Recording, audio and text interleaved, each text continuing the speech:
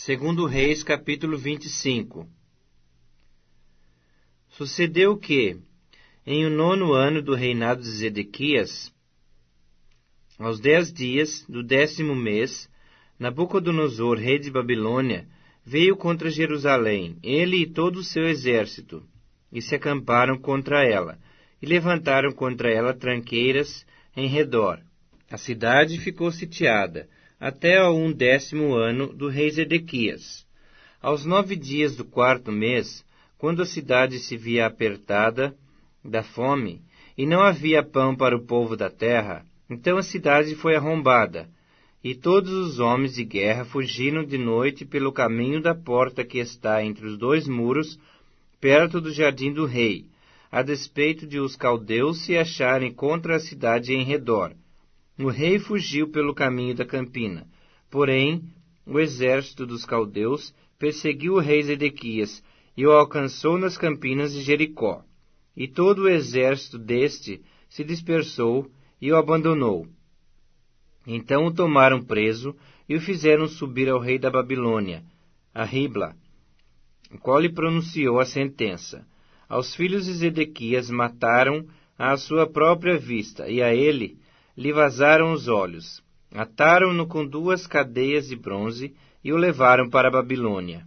No 7º dia do 5º mês do ano 19º de Nabucodonosor, rei de Babilônia, Nebuzaradã, chefe da guarda e servidor do rei de Babilônia, veio a Jerusalém e queimou a casa do Senhor e a casa do rei, como também todas as casas de Jerusalém. Também entregou às chamas todos os edifícios importantes. Todo o exército dos caldeus, que estava com o chefe da guarda, derribou os muros em redor de Jerusalém. O mais do povo que havia ficado na cidade, os desertores que se entregaram ao rei da Babilônia, e o mais a multidão, Nebuzaradã, o chefe da guarda, levou cativos. Porém, dos mais pobres da terra, deixou o chefe da guarda ficar alguns para vinheiros e para lavradores. Cortaram em pedaços os caldeus as colunas de bronze que estavam na casa do Senhor, como também os suportes e o mar de bronze que estavam na casa do Senhor, e levaram bronze para a Babilônia. Levaram também as panelas, as pás, as espevitadeiras, os recipientes de incenso e todos os utensílios de bronze com que se ministrava. Tomou também o chefe da guarda os braseiros, as bacias e tudo quanto fosse de ouro ou de prata.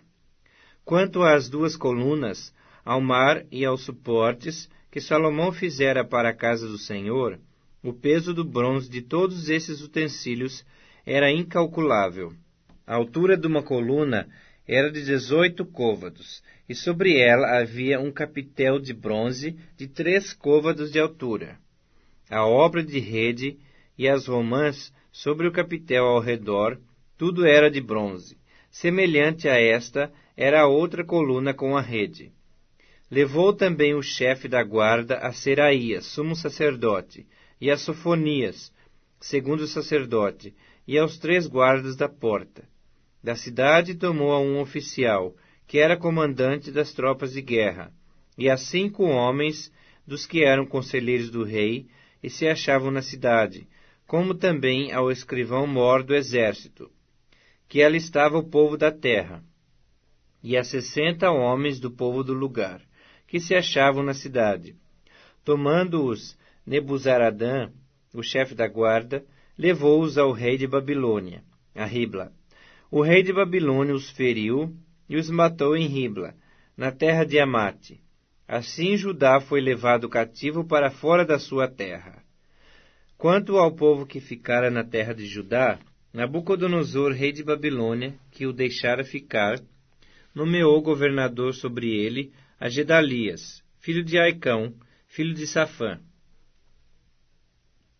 Ouvindo, pois, os capitães dos exércitos, eles e os seus homens, que o rei da Babilônia nomeara governador a Gedalias, vieram ter com este a Mispa, a saber, Ismael, filho de Netanias, Joanã, filho de Careá, Seraías, filho de Tanumete, o netofatita, e Jazanias, filho do Maacatita, eles e os seus homens. Gedalias jurou a eles e aos seus homens e lhes disse: Nada temais da parte dos caldeus.